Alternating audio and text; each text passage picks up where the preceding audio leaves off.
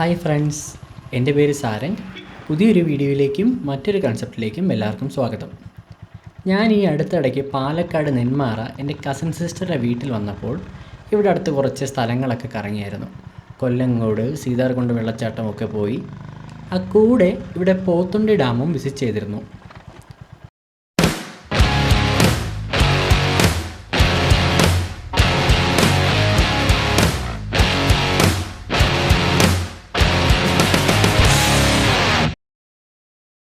ഞാൻ പണ്ട് ചെറുപ്പത്തിൽ എപ്പോഴോ വന്നിട്ട് പിന്നെ ഇപ്പോഴാണ് പോത്തുണ്ടി ഡാം വിസിറ്റ് ചെയ്യണേ. അപ്പോൾ ഡാം കണ്ട വല്ല നൊസ്റ്റാൾജിയും വരുമോയെന്ന് നോക്കാം. ഇനി പോത്തുണ്ടി ഡാമിനെക്കുറിച്ച് പറയുകയാണെങ്കിൽ, പാലക്കാട് ജില്ലയിലെ പ്രധാനപ്പെട്ട ജലസേചന പദ്ധതികളിലൊന്നും പ്രകൃതിരമണീയമായ വിനോദസഞ്ചാര കേന്ദ്രമാണ് പോത്തുണ്ടി അണക്കെട്ട്. നെല്ലിയാമ്പതി എൻട്രി ചെയ്യുന്ന ചെക്ക് പോസ്റ്റിൻ്റെ അടുത്ത് തന്നെയാണ് ഇത് സ്ഥിതി ചെയ്യുന്നത്. അതായത് ഡാം കണ്ട് തന്നെ കയറാം നെല്ലിയാമ്പതിയിലേക്ക്. പിന്നെ ഭാരതപ്പുഴയുടെ പോഷക നദിയായ അയിലൂർ പുഴയിലേക്ക് ഒഴുകിയെത്തുന്ന മീൻചാടി പുഴ, പാടിപ്പുഴ എന്നീ ചെറിയ പുഴകൾക്ക് കുറുകെയാണ് ഈ അണക്കെട്ട് നിർമ്മിച്ചിരിക്കുന്നത്. 19-ാം നൂറ്റാണ്ടിൽ നിർമ്മിച്ച ഈ അണക്കെട്ടിൻ്റെ പ്രത്യേകത ഇതിൽ സിമൻറ്റ് ഉപയോഗിച്ചിട്ടില്ല എന്നതാണ്. അണക്കെട്ടിൻ്റെ അടിത്തറ ഉറപ്പിക്കാൻ കോൺക്രീറ്റിന് പകരം ശർക്കരയും കുമ്മായവും ചേർത്ത പരമ്പരാഗത മിശ്രിതമാണ് ഉപയോഗിച്ചിരിക്കുന്നത്. ഏഷ്യയിലെ തന്നെ ഇത്തരത്തിൽ നിർമ്മിക്കപ്പെട്ട അപൂർവം ചില അണക്കെട്ടുകളിൽ ഒന്നാണിത്. ഇവിടെ കയറണമെങ്കിൽ ആക്ച്വലി ടിക്കറ്റ് വേണം. പെർ ഹെഡ് 20 റുപ്പീസ് ആയിരുന്നു. പിന്നെ ഞാനിവിടെ എത്തിയത് വൈകിട്ട് ഏകദേശം 5:30 6:30 വരെ ആണ് മാക്സിമം ഇത് ഓപ്പൺ ആയിട്ടുള്ളൂ. അടുത്തുള്ളവർക്കൊക്കെ ഈവനിങ് വന്നിരിക്കാൻ നല്ല രസമാണ്. ഇവിടെ നല്ല കാറ്റും നല്ല കാലാവസ്ഥയുമുണ്ട്. അപ്പോൾ ഇനി ഇവിടുന്ന് തിരിച്ച് പോകുന്നിടത്താണ് നമുക്ക് നമ്മുടെ ടോപ്പിക് വരുന്നത്. അതായത് ഇന്നത്തെ വീഡിയോയിൽ വൈബ്രേഷൻ, ഓസിലേഷൻ റിലേറ്റഡ് ടേംസ് ആണ് പ്രധാനമായും എക്സ്പ്ലെയിൻ ചെയ്യുന്നത്. ആക്ച്വലി എനിക്കറിയില്ല അഞ്ഞു നെല്ലിയാമ്പതിയിലേക്ക് കയറാനൊക്കെ ടൈം ഉണ്ടെന്ന്. സോ ഇവിടുന്ന് ജസ്റ്റ് ഒന്ന് പോയി വരാമെന്ന് കരുതിയതാണ്. ബട്ട് ഈവനിങ് ടൈം എല്ലാവരും തിരിച്ചിറങ്ങുന്ന സമയമാണ്, കയറാനായിട്ട് പറ്റത്തില്ല. മോർണിംഗ് 7-ന് ശേഷമാണ് എൻട്രിയും ഉള്ളൂ. സോ അതുകൊണ്ട് ഞാൻ തിരിച്ച് ചേച്ചിയുടെ വീട്ടിലേക്ക് തന്നെ പോവുകയാണ്. ഇനി ഒരിക്കൽ നെല്ലിയാമ്പതി കാണാനായിട്ട് തന്നെ വരാം.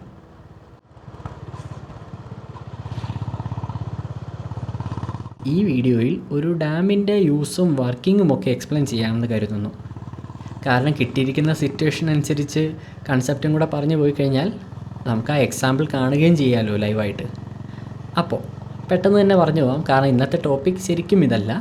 എങ്കിലും ഡാമിൻ്റെ വർക്കിംഗ് നമുക്ക് നോക്കാം. അപ്പോൾ ഹൈഡ്രോ പവർ സ്റ്റേഷൻസിൻ്റെ പ്രിൻസിപ്പിൾ എന്ന് പറഞ്ഞാൽ എനർജി കൺവേർഷനാണ്. എനർജി കൺസർവേഷൻ നമുക്കറിയാവുന്നൊരു കാര്യമാണ്. Energy can neither be created nor be destroyed. It can be converted into one form to another form.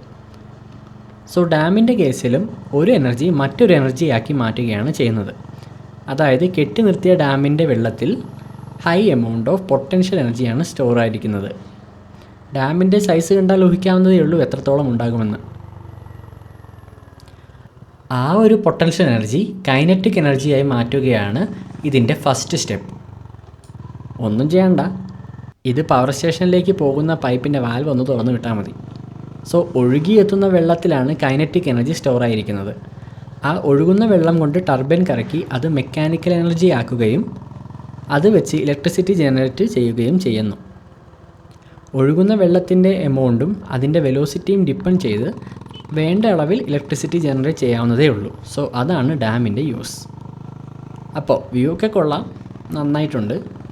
ഇനി ഒരു ദിവസം മഴയൊക്കെ ഉള്ളപ്പോൾ കൂടെ ഇങ്ങോട്ട് വരണം.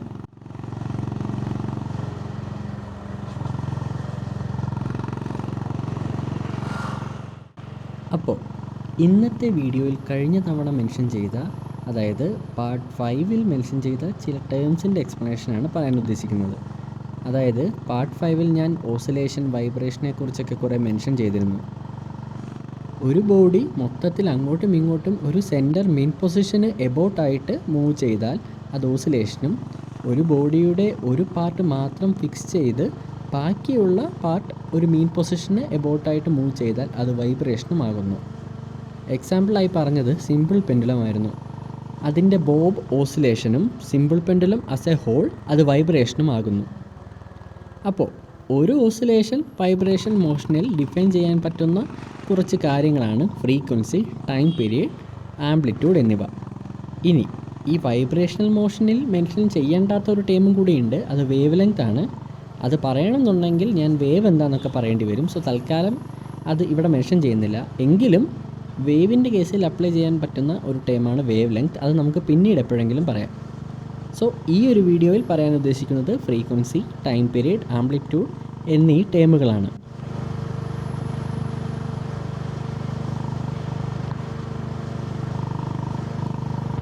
അപ്പോൾ നമുക്ക് ഓരോന്നായിട്ട് നോക്കാം. ആദ്യം ഫ്രീക്വൻസി. എക്സാമ്പിൾ എടുത്താൽ ഒരു റബ്ബർ ബാൻഡ് 2 എൻഡ് ഫിക്സ് ചെയ്തതിന് ശേഷം അതിനെ വൈബ്രേറ്റ് ചെയ്യിക്കുക. അതായത് അതിൻ്റെ സെൻറ്റർ മേലേക്ക് വലിച്ചു പിടിച്ചുകൊണ്ട് വിട്ട് കഴിഞ്ഞാൽ അത് താഴത്തേക്ക് എത്തി തിരിച്ച് മേളിലേക്ക് എത്തി വീണ്ടും താഴത്തേക്ക് എത്തി ആ ഒരു മോഷൻ കണ്ടിന്യൂ ചെയ്യും. ദെൻ അത് അങ്ങനെ വൈബ്രേറ്റായി ലാസ്റ്റ് അതിൻ്റെ മെയിൻ പൊസിഷനിൽ വന്ന് റെസ്റ്റ് ചെയ്യാൻ തുടങ്ങും. അതാണല്ലോ യൂഷ്വലി സംഭവിക്കുന്നത് ഒരു വൈബ്രേഷനിൽ. അപ്പോൾ മേലെ നിന്ന് താഴത്തേക്ക് പോയി തിരിച്ച് മേലെ വന്നാൽ അതിനെ ഒരു വൈബ്രേഷനായി കണക്കാക്കാം. അങ്ങനെയെങ്കിൽ ഒരു സെക്കൻഡിൽ അങ്ങനെ എത്ര വൈബ്രേഷൻസ് ഉണ്ടായി എന്നതിനുള്ള ആൻസറാണ് ഫ്രീക്വൻസി. അതായത് number of oscillations or vibrations per second. ഒന്നുകൂടെ കമ്പയർ ചെയ്താൽ ഒരു ചോക്ലേറ്റിൻ്റെ പ്രൈസ് കമ്പയർ ചെയ്യുന്ന പോലെ ഒരു സെക്കൻഡിലെ വൈബ്രേഷൻസിൻ്റെ എണ്ണം. ഇനി കൺഫ്യൂഷൻ ആകാതിരിക്കാൻ ഇക്കൂടെ ടൈം പീരീഡ് കൂടെ പറഞ്ഞു പോകുവാണ്. ഒരു സെക്കൻഡിൽ എത്ര വൈബ്രേഷൻസ് എന്നുള്ളതാണല്ലോ ഫ്രീക്വൻസി. ഇനി ഇത് തിരിച്ചു പറഞ്ഞാൽ ഒരു വൈബ്രേഷന് എത്ര ടൈം വേണം എന്ന് ചോദിച്ചാൽ പറയേണ്ടതിനുള്ള ആൻസറാണ് time period. Time taken for 1 oscillation or vibration, അതാണ് ടൈം പീരീഡ്.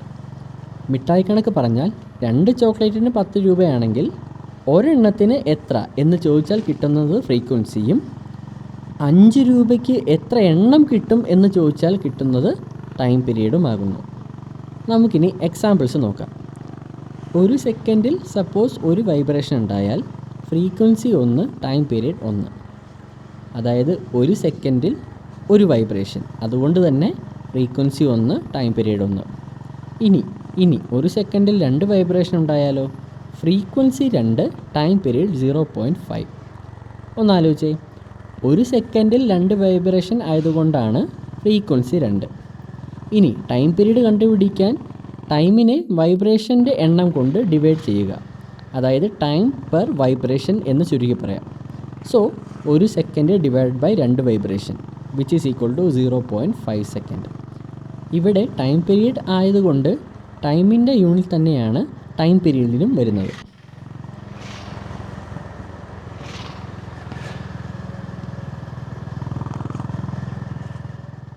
അപ്പോൾ ഫ്രീക്വൻസി എടുത്താലോ? ഫ്രീക്വൻസിയുടെ യൂണിറ്റാണ് ഹെർട്സ്. HZ കൊണ്ട് റെപ്രസെൻറ്റ് ചെയ്യാം. തൊട്ട് മുകളിൽ പറഞ്ഞ കണക്ക് പ്രകാരം we can write time period is equal to 1 frequency. ഇനി തിരിച്ചും 1 time period is equal to frequency എന്നും പറയാം. സോ ഇവിടെ നിന്ന് യൂണിറ്റ് ഹെർട്സും (10⁻⁻1) സെയിം ക്വാണ്ടിറ്റി ആയ ഫ്രീക്വൻസിനെയാണ് റെപ്രസെൻറ്റ് ചെയ്യുന്നത്.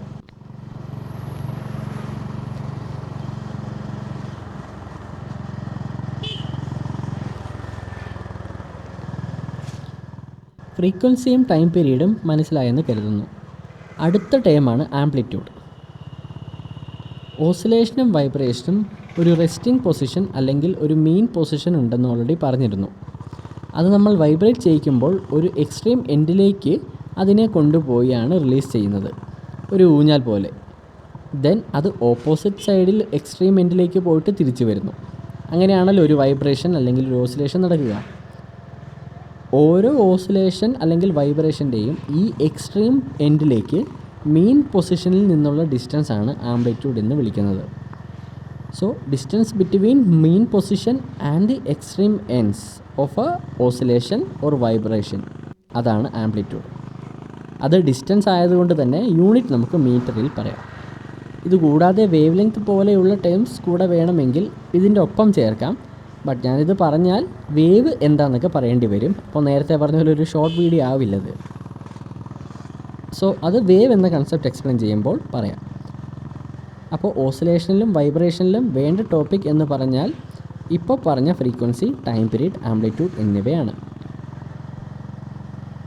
അപ്പോൾ ഇന്നത്തെ വീഡിയോയിൽ പോത്തുണ്ടി ഡാമും അതിൻ്റെ പരിസരങ്ങളും എല്ലാവരും എൻജോയ് ചെയ്തു എന്ന് കരുതുന്നു. അതുകൂടാതെ ഓസിലേഷൻ, വൈബ്രേഷൻ റിലേറ്റഡ് ടേംസും എല്ലാവർക്കും മനസ്സിലായി എന്നാണ് വിചാരിക്കുന്നത്. ഈ വീഡിയോ നിങ്ങൾക്ക് ഇൻഫോർമേറ്റീവും ഹെൽപ്ഫുള്ളുമായി തോന്നിയിട്ടുണ്ടെങ്കിൽ വീഡിയോ ലൈക്ക് ചെയ്യാനും ഫ്രണ്ട്സിന് ഷെയർ ചെയ്യാനും മറക്കല്ലേ.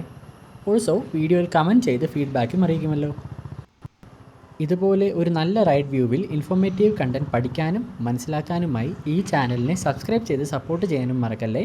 Thanks for watching. Bye friends.